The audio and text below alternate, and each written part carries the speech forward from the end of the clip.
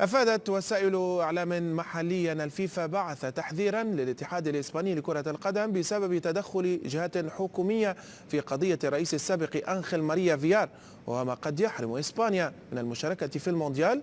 الحديث أكثر عن هذا الموضوع ينضم إلينا عبر الهاتف مراسلنا أشرف بن عياد. أشرف، تحية طيبة بداية، ثم ما هذه القنبلة التي قد تنزل كالصاعقة على كرة القدم الإسبانية، ونبطل قبل الماضي لكأس العالم مهدد بالغياب بسبب مشكل ربما لا يهم المنتخب كرويا وإنما يهم المنتخب إداريا؟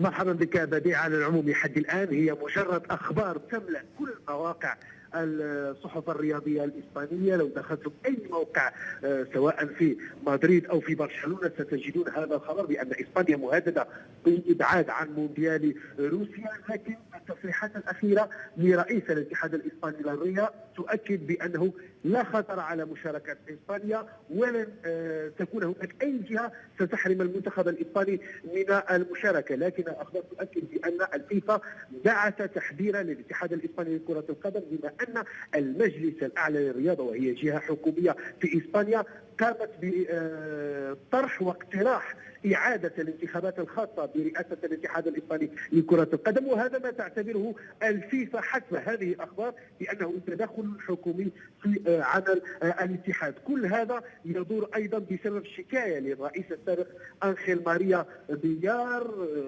بهذا هو موضوع معقد للغاية، لكن لحد الآن الأخبار تؤكد بأن الفيفا أرسلت تحذيرا للاتحاد الإسباني للابتعاد كليا من قبل الجهات الحكومية في هذه المواضيع حتى تظل إسبانيا مشاركة في كل مسابقات الاتحاد الدولي لكرة القدم. أشرف، ألا تعتقد أن الفيفا بهذا يمكن وكأنها تقدم حصانة لكل مسؤولي الاتحادات الكروية في العالم؟ لأنه على ما يبدو أنه قضية فيار هي محل نظر قضائي في إسبانيا، وقضية فساد ما إلى ذلك. يعني ألا تعتقد أنه بهذه الكيفية وكأنه الحصانة أصبحت كاملة لكل المسؤولين في الاتحادات الكروية في العالم؟ يعني على العموم هذه ليست المرة الأولى التي يحدث فيها هذا الأمر. إسبانيا سابقا قبل سنوات أيضا تلقى تهديدا من قبل الفيفا بهذا الخصوص.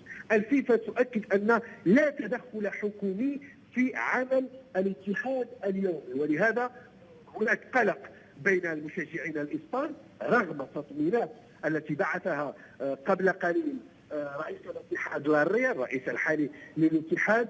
لكن بطبيعة الحال المسؤولون في الاتحاد لديهم هذه الحصانة منذ سنوات طويلة، ودائما يقع اللغط على مستوى التدخل الحكومي. أيضا رئيس الحكومة الإسبانية تحدث قبل قليل، قال أنا لا أشك لحظة في عدم مشاركة المنتخب الإسباني، بل إنني واثق من تتويج إسبانيا بالمونديال. علينا أن ننتظر الساعات القليلة. طيب أشرف، لكن الآن أشرف، هل تتوقع أن نشهد ربما سيناريو مماثل، بما أنك ذكرت الحادثة التي سبقت يورو 2008 حينها تراجعت الحكومة الإسبانية عن قراراتها؟ هل تتوقع نفس الشيء يحدث هذه المرة حتى لا تحرم إسبانيا من المونديال؟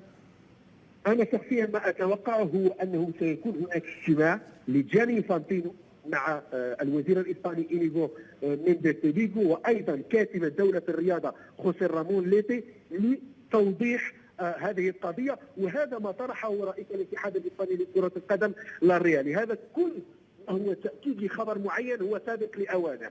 صحيح كل الأخبار تتحدث عن تهديد جدي من قبل الاتحاد الدولي لكرة القدم، لكن رئيس الحالي للاتحاد الإسباني ينفي هذا الأمر جملة وتفصيلا، ويؤكد بأنه صحيح اقترح اجتماعا بين الجهات المسؤولة في الفيفا وعلى رأسها إنفانتينو والجهات الحكومية في إسبانيا لتوضيح كل هذه الأمور. أذكر بالخبر العاجل، الفيفا يهدد إذن إسبانيا بالاستبعاد من كأس العالم. شكرا جزيلا لأشرف بن عياد الذي سيتواصل معنا من دون شك في نشرات لاحقة حتى يمدنا بالمزيد حول هذا الموضوع.